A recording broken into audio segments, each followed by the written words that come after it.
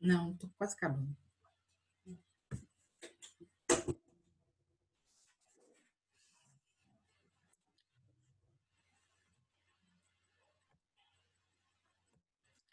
Vou pegar já lá a apresentação para a gente, enquanto o pessoal chega.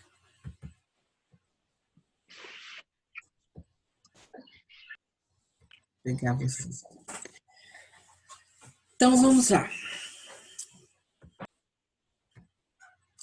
Então, a gente...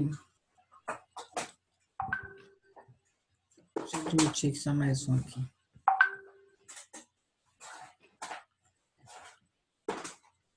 Aí a gente vê, então, a transformação do trabalho em necessidade de sobrevivência no lugar de uma fonte sublimatória de prazer, né? Para Dejur, 1990, a qualidade do sofrimento está relacionado à cadeia biográfica e à história de vida do sujeito, ou seja, quando as condições externas salientam essa cadeia, haverá um reencontro das relações parentais infantis com a realidade atual. Então, deixa eu só pegar. Ó, Gabriela, pega ele, que ele não quer ficar aqui. Aí, meu cachorrinho. Aí, vejam só, ele está falando, tá? Que quando eu me sinto mal em um trabalho, tá? Ele vai falar dessa personalidade minha em relação à atividade daquele trabalho e ele vai mexer lá atrás na questão das relações parentais infantis, tá? Então, desta forma, ele diz: o trabalho não é lugar só do sofrimento ou só do prazer, mas é proveniente da dinâmica interna, das situações e da organização do trabalho. Ou seja, é produto desta dinâmica das relações subjetivas minhas, condutas e ações dos trabalhadores permitidas pela organização do trabalho. Então, a organização do trabalho, que é aquelas que eu falei lá atrás, elas são importantíssimas para a Dejur na questão da minha aceitação desse trabalho ou não. O que ele significa para mim? Vai depender muito da organização do trabalho.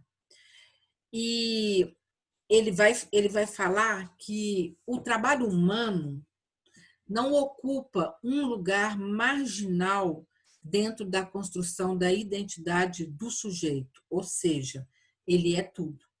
E que deve ser dada ênfase ao estudo da sublimação, é o que eu falei lá atrás, ao invés de processos patológicos, porque a energia sublimada é essencial para a construção e a manutenção da economia psicossomática de cada um. Em outras palavras, ele está falando que no momento em que eu atendo uma pessoa, eu sou, por exemplo, psicóloga da saúde mental e trabalho. Ao invés de eu ficar com o olhar para esses processos patológicos da pessoa, então vamos pensar aí, a pessoa está, um exemplo, ela está com a fibromialgia. Ao invés de eu ficar pensando nisso, ela está com isso, eu tenho que pensar como que essa pessoa pode sublimar isso em uma outra canalização da energia psíquica dela dentro deste trabalho. Vamos pensar aqui comigo. Exemplo, você é psicóloga dentro do CRAS, que a gente já viu, né? E aí o trabalho seu é de ir visitar, junto com a equipe, a casa onde houve, por exemplo, falando que a criança está com algum trabalho infantil na rua. Aí vocês vão lá na casa visitar eles, ver como é que é a vida deles. Chegando lá, você que é psicólogo, começa a ver que é uma família grande, que moram todo mundo junto. E aí você volta para casa, volta lá para o seu trabalho, pensando assim: meu Deus, como é que eu vou fazer esse trabalho? Se o trabalho meu é de psicologia educativa, e você percebe lá dentro que a dinâmica da família constitui algo muito, muito, muito forte para o comportamento da criança. E aí você fala assim: o que eu vou fazer? E você começa a entrar em sofrimento. Você começa a pensar: o que eu posso fazer se a minha atitude lá é de psicologia educativa? Aí você vai conversar com uma outra psicóloga, e aí ela, por exemplo, entendendo disso, do trabalho, ela vai falar com você assim: olha, o que você pode pensar em fazer, se você não pode atender, né, fazer esse atendimento clinicamente, você pode encaminhar. Mas isso ainda é pouco para você. Aí eu vou falar: é pouco, eu quero é fazer mais. Aí ela fala: por que você, o que você pensa, por exemplo, sobre família? O que você pode, assim, vir a fazer? Aí ela falou assim: eu posso é trabalhar com a família, não sendo um atendimento clínico, partindo do princípio que todos, por exemplo, lá estão desempregados, eu posso é trabalhar a grupo. Pronto. Você canalizou, você fez um processo de sublimação daquela energia sua, que é a psicologia educativa, você resolve fazer esse grupo. O que não pode é você pensar: eu não consigo fazer a psicologia educativa lá, porque precisa de ir mais além. E como eu faço isso? Como que eu vou fazer esse processo? Então, cabe a nós estar bem atento a isso. Porque se a gente não pensar para Dejur, né, na sublimação desses processos psíquicos nossos que o trabalho traz, a gente vai acontecer da gente querer sair desses empregos. A gente entra a gente vê que tudo que a gente tem, projetos, eles não querem. A gente sai, entra no outro e é a mesma coisa. Por isso que a gente percebe essa questão, a gente fala assim: nossa, tem uma colega que entra no emprego, sai, entra no outro, sai. É esse processo aí, o que está acontecendo? Aí a gente, como profissional, a gente tem que ver isso. A gente, como profissional da psicologia e a saúde mental e o trabalho. O que está acontecendo que ela não está conseguindo fazer essa energia dela ser canalizada de modo a ser aproveitado dentro do trabalho. Então, essa é a linha de Deju. O tempo todo é a personalidade nossa tendo embate com a organização do trabalho. E aí, é o que eu falei que isso aqui está até repetindo, né? Desta forma, segundo a psicoedinâmica do trabalho, a relação homem-trabalho deve ser estudada do ponto de vista do normal e não apenas do patológico, tá? E aí Dejur e Abdussel, que é o amigo dele, consideram a possibilidade do trabalhador, por não suportar o sofrimento de transformá-lo em criatividade e, consequentemente, em prazer, ao invés de utilizar como único recurso as estratégias defensivas.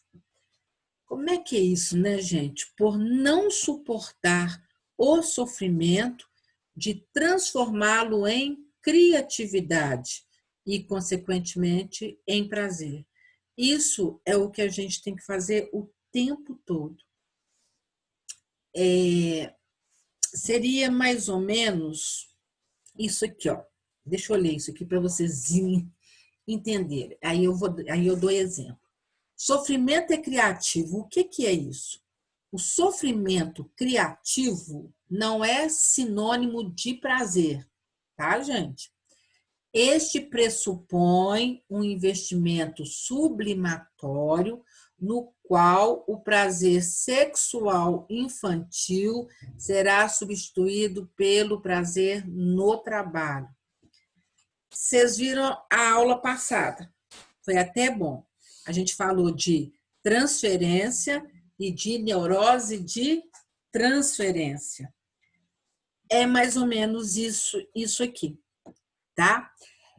Quando a gente fala do investimento sublimatório, o Dejur fala que a gente volta lá atrás, meu cachorrinho latindo, a gente volta lá atrás para saber o que naquele momento está me trazendo desprazer no trabalho.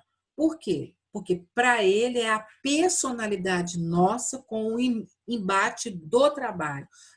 O que é a personalidade nossa? Nada mais é que uma somatória sua desde criança até a sua fase adulta, certo? É um processo. Neste sentido, o trabalho tem que ser uma escolha para o sujeito e espaço da satisfação dos seus desejos inconscientes. Aí eu pus essa foto aqui para vocês verem como é que esse sofrimento é criativo. Vocês estão vendo aqui, há um sofrimento, tá? Há uma lágrima, há essa mão aqui machucada, ele sente dor, tá? Essa pessoa chora, o sangue sai da mão e forma-se um coração. Isso significa o sofrimento criativo. Isso aí choca? Choca. Mas é o que a gente vive o tempo todo.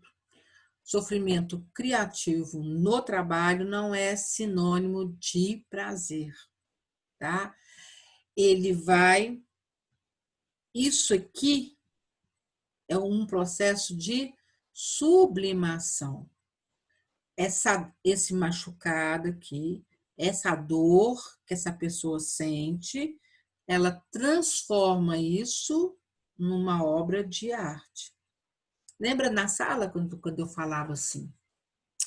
Sublimação é, por exemplo, quando alguém, vamos supor, é casado, tem um casamento lindo, maravilhoso, e aí separa. A pessoa entra em crise, ela chora, ela machuca muito, porque ela ama muito essa pessoa, tá?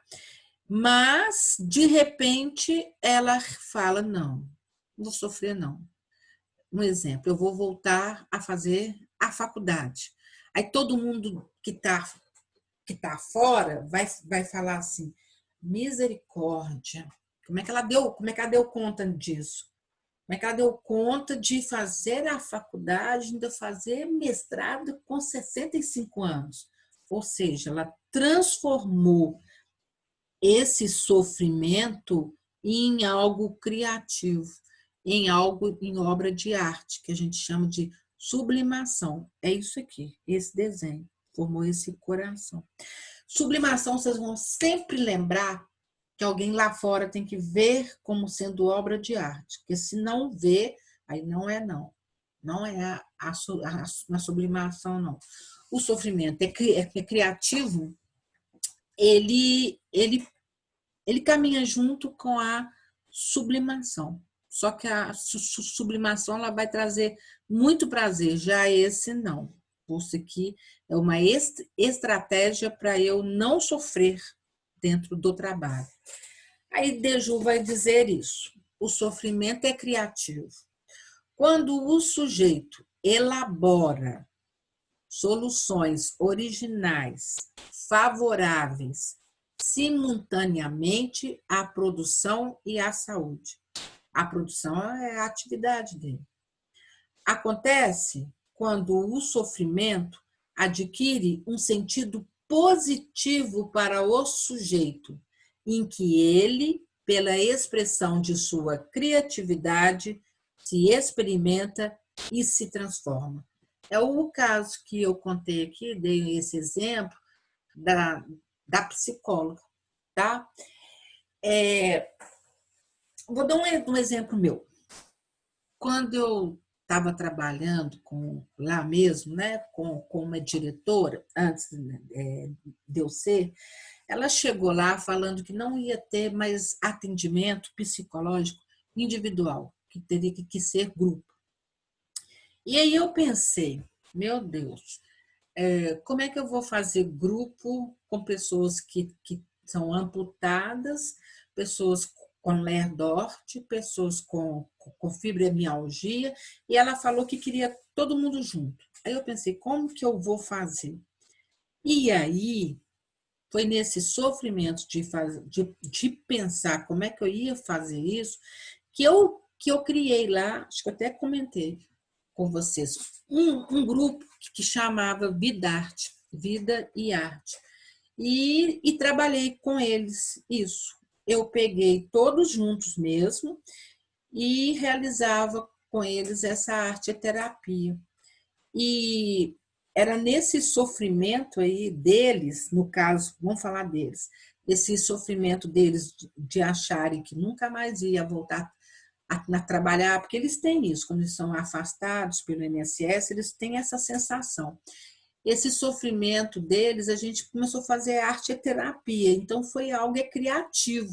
Foi um sofrimento deles que trouxe algo criativo. E muitos já fizeram cestas, eles pintavam. Eu tenho fotos, eu vou trazer, posso até trazer na próxima aula, eu tenho esse caderno com muitas fotos deles, eu vou trazer. E aí, para eles, foi esse sofrimento criativo, principalmente para aqueles amputados que perderam mão, braço, e para mim. Por quê? Porque foi um sofrimento, tá? Que adquiriu um sentido positivo para mim, onde a partir disso esse Vidarte, assim, nossa, eu ganhei prêmio com ele lá em Brasília, por causa de Dejur. Eu usei Dejur para estar fazendo o grupo, porque eu vi isso, que a partir desse sofrimento deles e o sofrimento meu, algo criativo apareceu, que foi todas essas obras, para mim foi obra de arte, né? Por exemplo, balão que virou jarro, tudo era reciclado, tudo. Aqui em casa a gente tem muita coisa lá desse grupo. Ele só parou quando eu passei a ser gestora, né? E aí a outra, minha psicóloga, já não teve isso, ela já pôde fazer esse atendimento como ela quis, porque aí já era eu falando, né? Não, você vai fazer esse atendimento como você quer. E essa outra, ela impôs que tinha que estar sendo feito grupo com todos juntos, tá? Então, esse é o exemplo de um sofrimento, tá? Que adquire um sentido positivo para o trabalhador, onde ele vai colocar a sua criatividade e ele não tem esse sofrimento psíquico, que foi esse caso meu. Próxima aula eu vou trazer a pasta para vocês verem, tá? Como é que foi bacana. E aí, essa questão da mobilização subjetiva. O que é isso? Mobilização é movimento e subjetiva é a subjetividade nossa, né? Então, para Dejur, é um processo que se caracteriza pelo uso da inteligência operária e pelo espaço público de discussões sobre o trabalho. Seria o processo de mobilização subjetiva não é prescrito, sendo vivido de forma particular por cada trabalhador. No processo de mobilização subjetiva, o trabalhador faz uso de sua personalidade e inteligência para se contrapor a uma racionalidade subjetiva específica que é gerada na situação de trabalho. Isso é o que a gente faz sempre. Toda vez que a gente tem um embate no trabalho, a gente tem essa mobilização subjetiva. A gente tem esse nosso jeitinho. Jeitinho de quê? De não deixar a gente ter esse sofrimento psíquico. Por isso que a gente chama ele de inteligência operária. Deju usa isso. Mas é esse nosso jeito, é essa nossa inteligência, seria quase emocional, para dar conta dessa organização do trabalho, tá? As estratégias defensivas que eu estava falando lá atrás. As estratégias defensivas para Dejur são definidas como um mecanismo pelo qual o trabalhador busca modificar, transformar e minimizar sua percepção da realidade que o faz sofrer. Exemplo meu mesmo. Quando eu vi que eu não poderia mais fazer esses atendimentos como eu fazia há 15 anos, 15 anos, eu tive essa estratégia defensiva. Esse processo é estritamente mental, já que ele não modifica a realidade de pressão patogênica imposta pela organização do trabalho, tá? É uma luta que a gente tem contra o sofrimento, para não adoecer. Gente, quem dera se a gente, todo trabalhador, tivesse isso, né? Só que a gente sabe que a pressão é muito grande e que nem sempre a gente vai ter isso, não. Vai ter essas estratégias defensivas, porque ela vai depender muito da inteligência da pessoa, inteligência emocional, tá? Pergunta-se, quando é que o sofrimento ou as defesas aparecem? Ele diz, se instalam no momento em que os trabalhadores não têm a possibilidade de utilizar o processo de mobilização subjetiva ou sentir prazer resultante do investimento sublimatório, seja por restrição de sua estrutura de personalidade, ou seja pela imposição do modelo de organização do trabalho. Olha, quando a gente vai trabalhar em algum local, alguma empresa, organização, instituição, que a gente chega e a gente recebe, é recebido assim, aqui, você pode fazer um projeto e pode trabalhar, pode implantá-lo, tá? Na mesma hora, o que vai vir? Vai vir esse desejo e vai vir esse investimento sublimatório. É nesse momento que eu vou colocar tudo de bom, tudo é de melhor meu, tá? Então, esse investimento sublimatório é que faz muitas vezes a gente implanta um projeto e quando a gente vê, a gente já é o quê? A gente é promovido, tá? Muitas vezes a gente fala assim, nossa, eu nem sei como eu fui promovido rápido assim, porque você fez esse investimento sublimatório e a gente sabe que isso acontece como? Inconscientemente. Certo? Bom, nós vamos parar por aqui, que é muita coisa, né? A gente tem mais algumas coisas para a gente ver. Eu vou estar falando na próxima aula, tá? Paulo, você está aí? Paulo, Paulo está aí?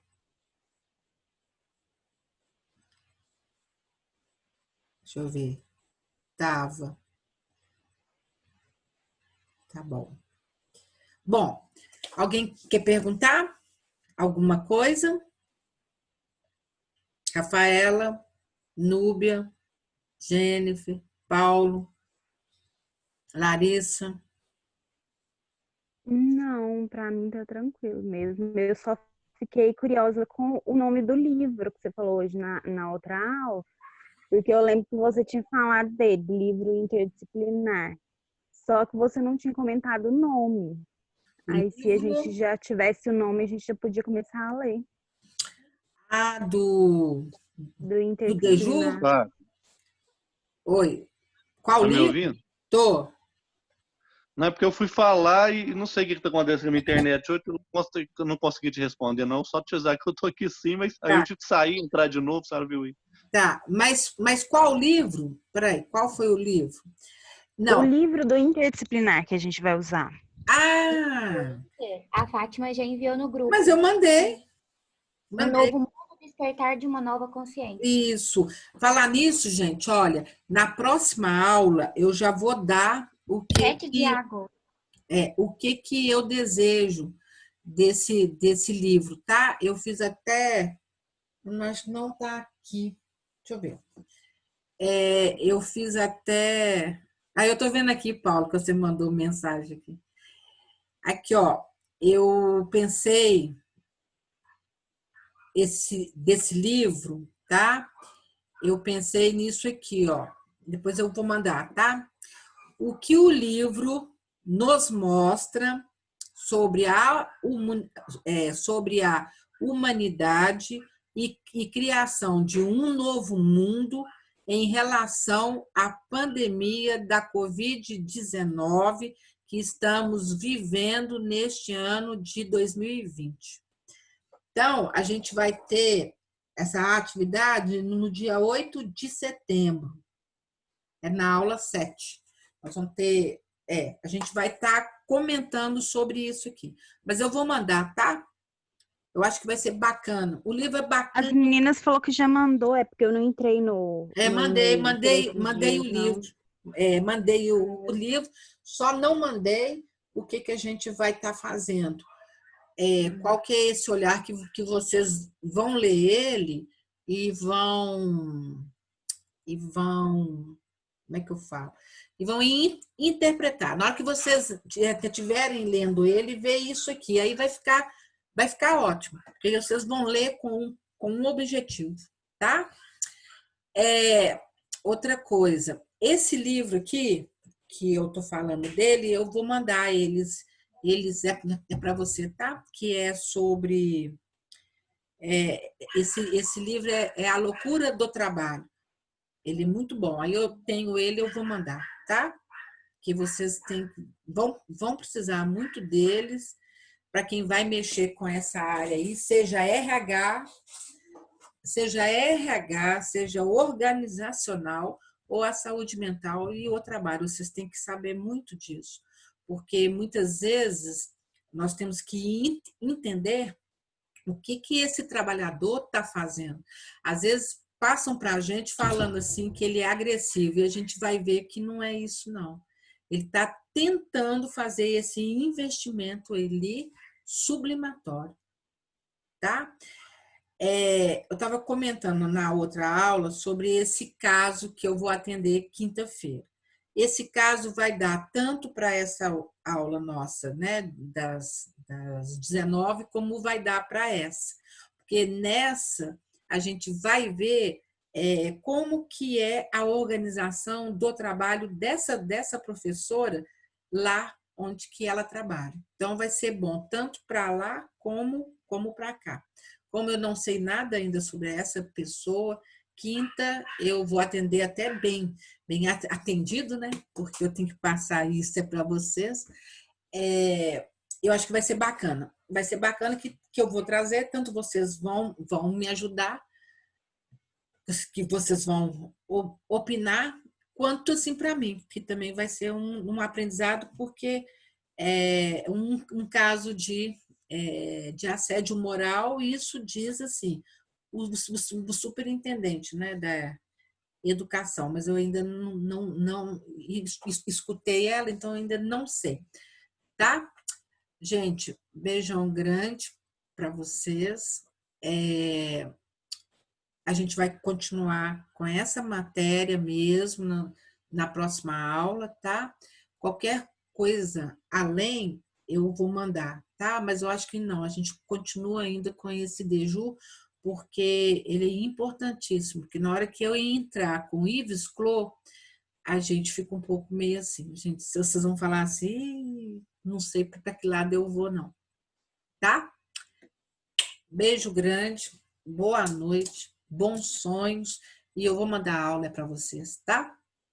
Ok? Tá bom, Fátima. Boa Então, tá. noite. Boa noite, beijão para vocês. Tchau. Tchau. Tchau. Tchau.